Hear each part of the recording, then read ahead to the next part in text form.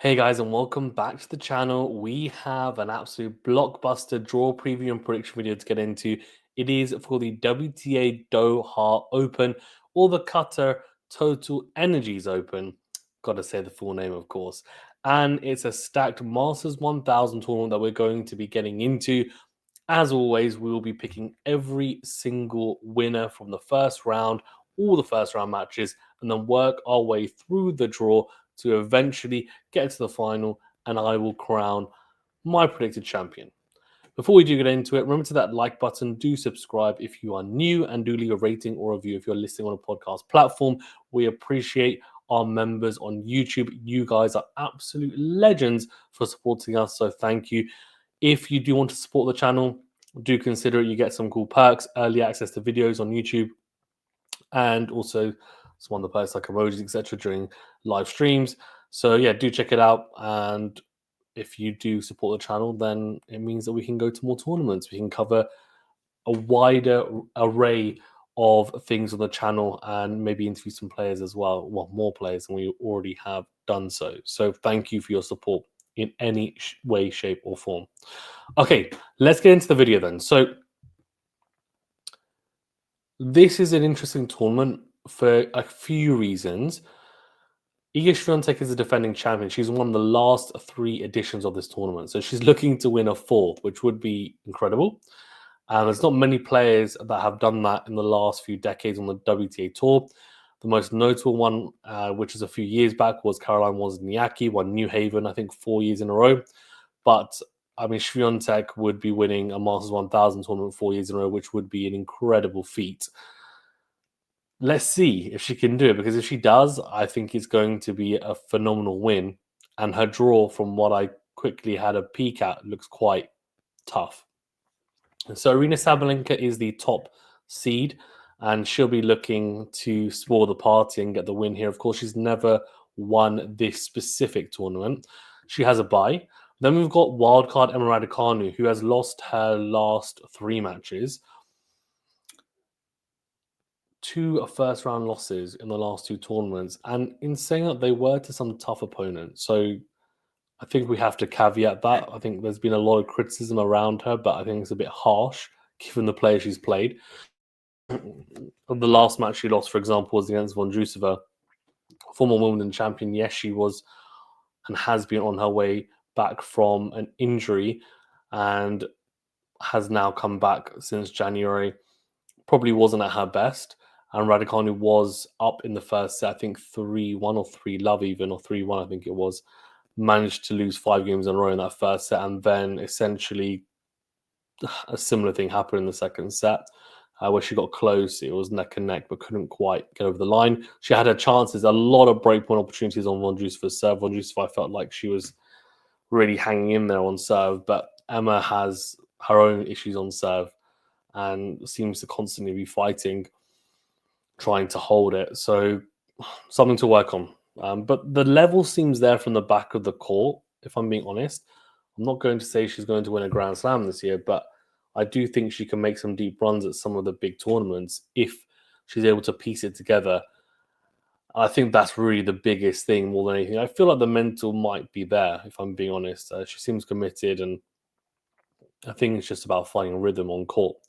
Someone who has been good is Alexandrova, who actually lost to Raducanu in the first round of the Australian Open, but she's won a title recently. She will be confident going into this one, and I'm sure hungry to get revenge over Raducanu. Look, I mean, if we look at form, then you'd pick Alexandrova, but then you could look at the Australian Open match and say, well, Raducanu, this court is not quite as quick as the Australian Open court, if memory serves me correctly. It's slightly slower, so it's more medium pace hard court than a medium fast. Not a huge amount in it, so I'm going to say Alexandrova. I mean, surely Raducanu will break her losing streak at some point. I just have a feeling that maybe Alexandrova will get her revenge, and she's playing some good tennis. Although her serve won't be as potent on this surface, and that is one of her biggest weapons. You know what? Actually, I'm going to go Raducanu. I'm going to go with Raducanu. I'm going to do a U-turn. Mertens, Towson. Oh, good one. Mertens has won a title recently. Towson's an exciting young Dane. Hasn't quite hit the heights that maybe I have expected from her. I expected her to be top 25 potentially at this point in her career, and she's still very young, but it hasn't been the case. She might potentially bloom later than some of the other really young, talented players. But I'm going to go with Towson. I feel like sometimes as well, when a player wins a tournament relatively recently, they can have a very, very small slump, and it's normally because they've got a hangover from that win, and obviously not from alcohol, but from just the elation of winning, and it takes a lot out of you mentally and physically as well, of course. Kalinskaya plays qualifier book, so I'll go for Kalinskaya, and hopefully she doesn't let me down and pull out, because she has had a few instances when she's pulled out tournaments relatively late. Kasatkina, Potapova. Potapova's been playing some decent tennis. Kasatkina should get through that, though. I'm going to go with Wang Jinyu to be a Venetian. Vondrousova, Svitolina is a really good one. Now, Svitolina in the past, if this was a Svitolina of old, this would be a real grind of a match. But she plays a more aggressive brand of tennis nowadays since coming back from her maternity leave. So I would say that's going to be a better clash of styles. Vondrousova, though, I was relatively impressed with her in Abu Dhabi, given that she's had that layoff from injury. I'm actually going to go with her to beat Svitolina, and that's a bit of a bold pick, I would say, because Svitolina's been playing really well in the last 18 months. Pagula and Goff both have buys. Kostyuk plays Sonmez the wild card. You know what? I'm actually going to go for the wild card in Sonmez, which would be a big call because Kostyuk, of course, we know is very dangerous, young, talented Ukrainian, but she also can fluctuate quite drastically in her level. So I'm thinking this could be one of those instances. Kudermetova and Lynette. This is a good matchup, a really good matchup. Lynette is a counterpuncher. Kudermetova, very explosive, of course, big server, big hitter from the back of the court. She's going to try and shorten the points by going big, and she will play high risk tennis. She's qualified, so in my opinion, that's a positive. It means she's had a lot of time on court playing competitive matches. So I'm actually going to go with her to get the win. Then we have Haddad Meir versus Freck. I'm going to go with Haddad Meir. Badosa and Siniakova. Badosa. Now, Badosa lost to Noskova recently in Abu Dhabi, and I think that was a bit of a shock to some. It wasn't a particular shock to me. I did pick Badosa to win that match, but Noskova is such a talented young Czech player, so I'm not extremely surprised by it. But yeah, really good win for her. But Badosa, I think, will bounce back and be her Noskova's compatriot Siniakova in the first round, in my opinion. Then we've got hard court Grand Slam champion Azarenka versus Anisimova, who is an extremely explosive, young, still relatively young American player. I'm going to go with Anisimova. I think she'll overpower Azarenka, and Azarenka has been on the slide. She's towards the back end of her career, and despite still being quite potent on hard court, I just don't see her having she hasn't quite had the results to inject confidence into me right now in her game. Fernandez to beat Minen for the qualifying. Navarro and Zhang both have buys. Jabeur to beat McCartney Kessler, even the first round. I'm going to go with Ashton Kruger. She just lost the final to Belinda Bencic in Abu Dhabi. And I think she will be well up for this. And I think she'll beat Sophia Kenin. Alicia Parks came through qualifying. Great for her. She should be, in my opinion, a top 30 player. Easy at the moment. Diana Schneider, really talented young lefty, plays Parks. And I think Schneider will get through. I think she will be a bit too tricky for Parks. And I think Parks will get frustrated in that matchup. And talking of lefties, Lulu Sun plays Samsonova. Lulu Sun is And she is dangerous. She is dangerous. Plays very aggressive. Love how she takes the ball early. I'm going to go with Lulu Sun. I'm going for it. Going for a couple of the seeds to, well, at least one seed anyway, to drop out early doors. Ostapenko to be qualifier. Ao Ito. One new Caroline Garcia, who's a wild card. Go with Garcia. Paulini and Rebecca both have buys. Stearns to play Yastremska. Yastremska. For me. Kalanina, Shramkova. Shramkova, I mean, a lot of people are very high on her. She hasn't quite managed to hit those heights yet this year, but it's still very early in the year still. I'm going to go with Shramkova. Then we've got a really good matchup in extremely talented young prodigy Mira Andreeva versus relatively young still American Katie Volinets, who has been, in my opinion, very solid in the last 18 months. Come through a lot of qualifiers, and it's only a matter of time, I think, until she sees at the slams. I think this is an interesting matchup, but I think Mira will get through it. I'm going to go with her to get the win. It'll be a hard match, though, for both. Vekic plays Noskova. Now, this, if I'm not mistaken, is a repeat and a replay of the match they had at the Australian Open, and Vekic played an unbelievable match to win a thriller in 3 tight sets. Noskova played her part in that. So the question is, does Noskova get revenge? Now, Vekic's game is based on power and shortening the points.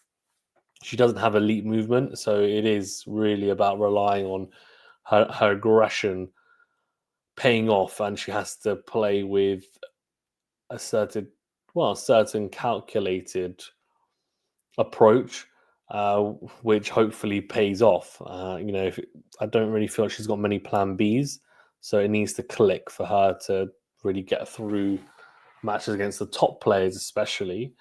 It has been clicking for her since Wimbledon. It really has been. So, yeah, I'm actually going to go with her to get the win over Noskova again.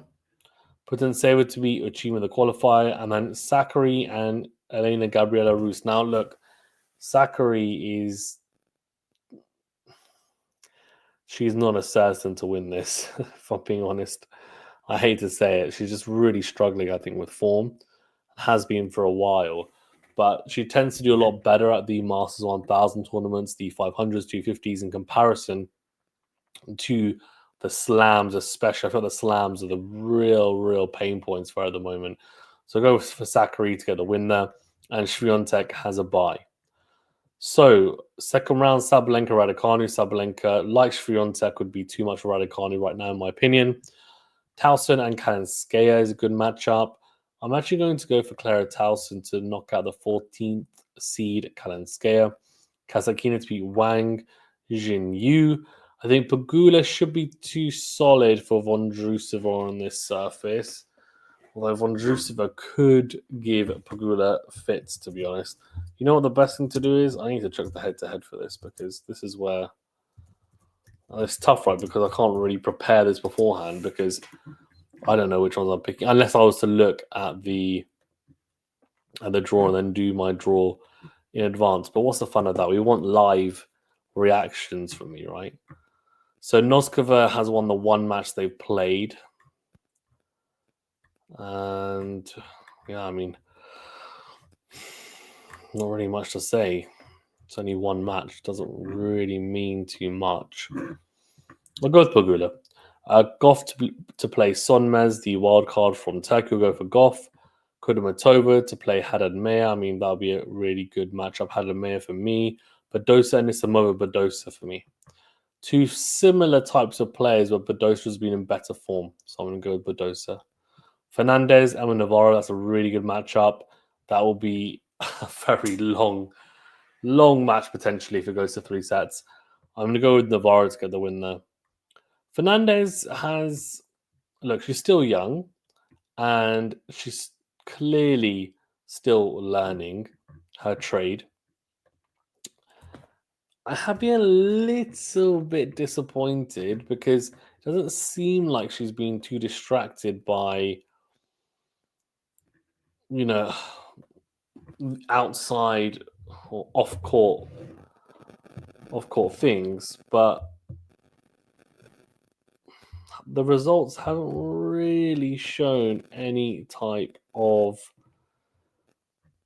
they just haven't really shown any type of progress, in honesty, which is a little bit disappointing because, like Raducanu, I would have expected her to have kicked on in some way, shape, or form, but it just has not been the case. So that has been a little bit of a qualm from me. But look, I mean, that US Open 2021 tournament was absolutely random, in the best possible way. So I'm just hoping that Fernandez and Raducanu, both these girls, just make it click and show that they really deserve to be there at the top. Fernandez hasn't won a slam in her career, right? So that's still a big motivation, surely, for her. Zheng Xinwen plays Ons Jabeur. I mean, man, Ons has got that's a terrible draw. Ons could win it. She could, but man, that is a tough, tough draw. Zheng is just such a good competitor. I don't think there's any other way of saying it. And she's beaten Jabeur the 2 times they played. US Open in 2023 and Toronto 2022 doesn't make good reading. But you know what? Because it's in Doha, and I think the crowd will be on her side, I think it could help her a little bit, and she will play into it. So I'm going to go with Jabeur. It's a pretty brave pick, but I'm going for it. Schneider to beat Kruger, Ostapenko to beat Sun. No, Sun to beat Ostapenko. Garcia Paulini will be too solid, in my opinion. Rybaka to beat Yashrimska. I mean, she's essentially a better version of Yashrimska, no offense to the Ukrainian. Andreeva to beat Shramkova. Vekic to beat Putintseva. And Swiatek to beat Sakari. I mean, Sakari, yeah, I mean, she's going to struggle to be anywhere close to winning that one against Swiatek in her current form. Sabalenka to beat Towson. Pagula to beat Kasakina. Goff to beat Haddad Meir. Badosa Navarro. It's a good one. It's a good one. Badosa Navarro.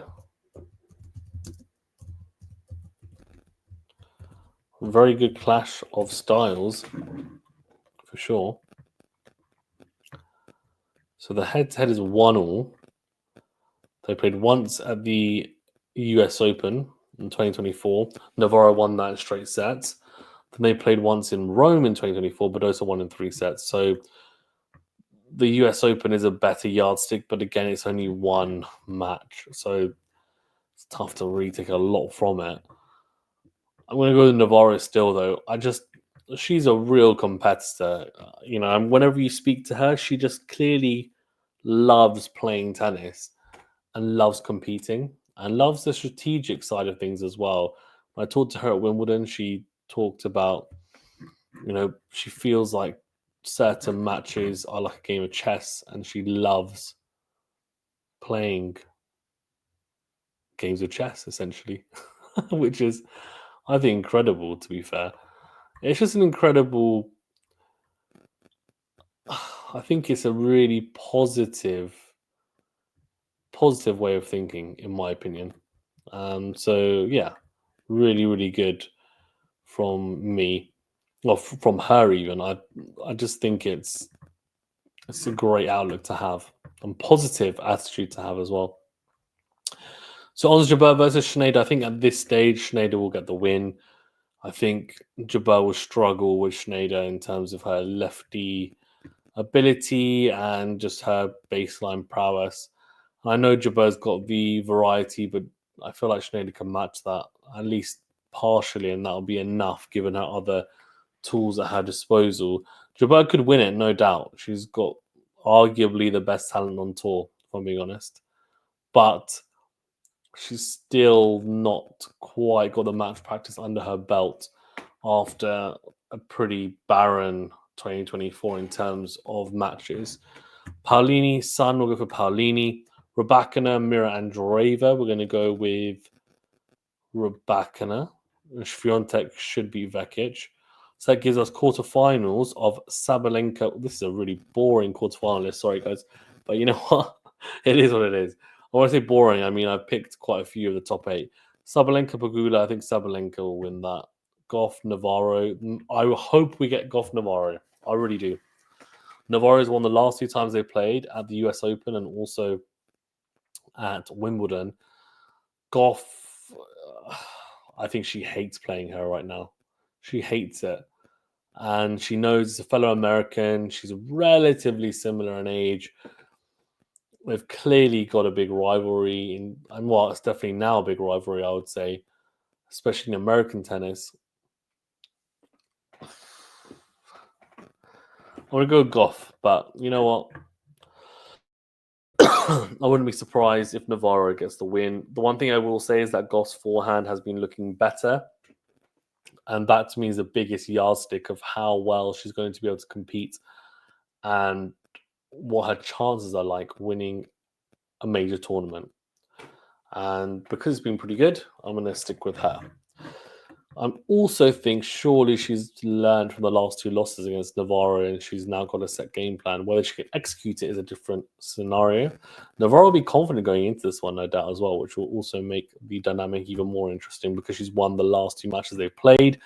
I'm sure she'll feel like she just needs to do what she did in those 2 matches and execute her game plan to a T.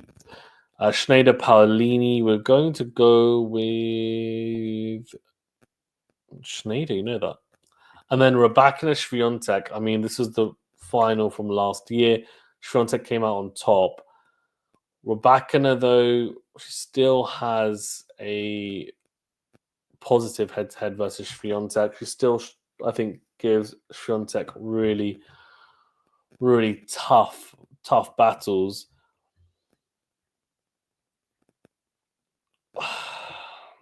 But with the new shortened forehand, her new hard court prowess, does she get the better of Rybakina?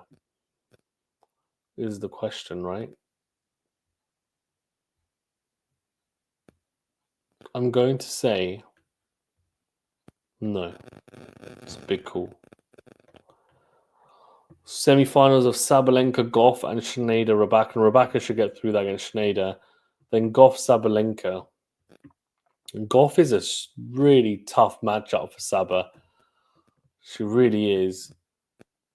A lot of this comes down to Sabalenka. And also, to be fair, I think it comes down to the serve-return dynamic because both players serve big, but how many first serves they're going to make. But the most important thing, actually, instead of first serves made even, is first serve points won. And I think that's where the match could be won or lost. Goff, we know, is a better returner than Sabalenka, but Sabalenka will absolutely pummel Goff's second serve. I'm going to go with Sabalenka, but I could easily see Goff winning that. Then a final Sabalenka, Rybakina, a repeat of the 2023 Australian Open final. And we're going to go with Sabalenka to win her first WTA Qatar Total Energies Open. Guys, let me know in the comment section below who your winner is. And sorry, let me say that again. Guys, in the comment section, please let us know who your champion is and why. And we'll see you very, very soon.